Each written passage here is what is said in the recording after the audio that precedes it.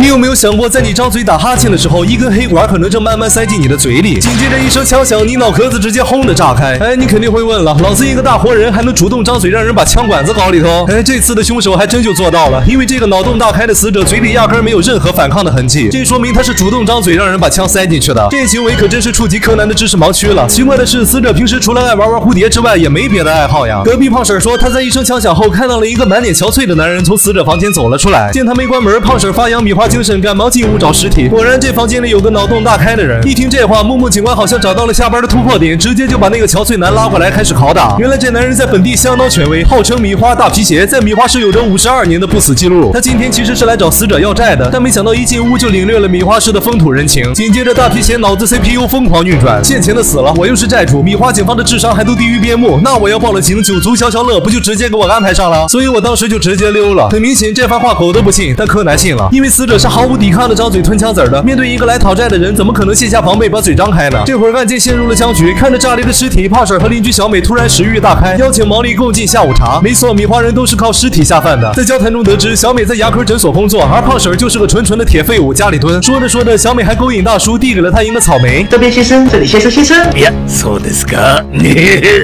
乱には言うなよ。先生先生，这里先生先生。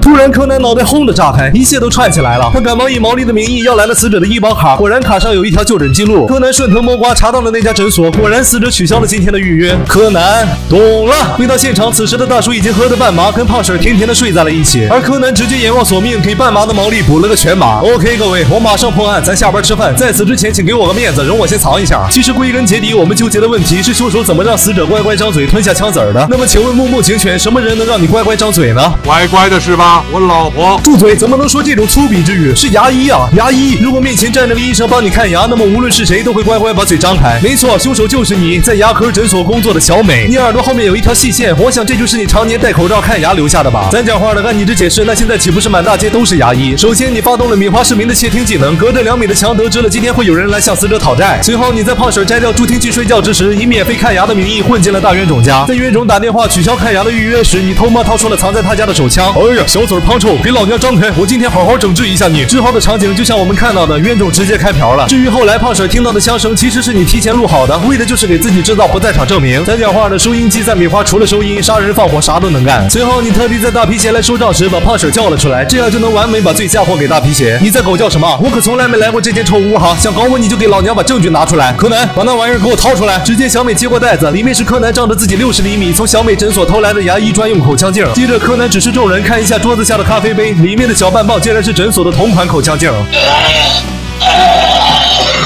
原来这个死者当时脑洞大开，想给咖啡加点味儿，于是顺手就拿起了口腔镜，一顿疯狂搅拌。没一会儿，他就真的脑洞大开了。咱讲话的，你往口腔镜里抹点氰化物多好，毕竟米花市民平时饭后多多少少都会被喂点氰化物，口腔镜上沾了点，合情合理。由于这个镜子只有小美借出去过，所以小美脚跟子一软，跪在地上承认了罪行。原来几年前，小美的丈夫被车撞死了，肇事者正是酒驾的死者。她在隧道里看到了酒醉的蝴蝶，于是一分心，没注意紧贴隧道的红绿灯，直接撞死了小美的丈夫。不愧是米花，隧道口放红绿灯，直接采用物理手段来计划生育。虽然她酒驾，但撞我老公这事儿也不能全怪她，我改天把交通局炸了就好了。但我不能忍的是，2个月前她来我这儿看牙，她竟然把我这个死者家属的长相和名字全忘了，而且那天她还是酒驾开车来的，所以我觉得我的丈夫好可怜，我一定要杀了他。糊涂啊，在米花还酒驾还欠钱，他这不是纯在这叠死亡 buff 呢吗？你不动手不出2月他也得归西啊。嘘ついたわけじゃないんだよなっちゃん。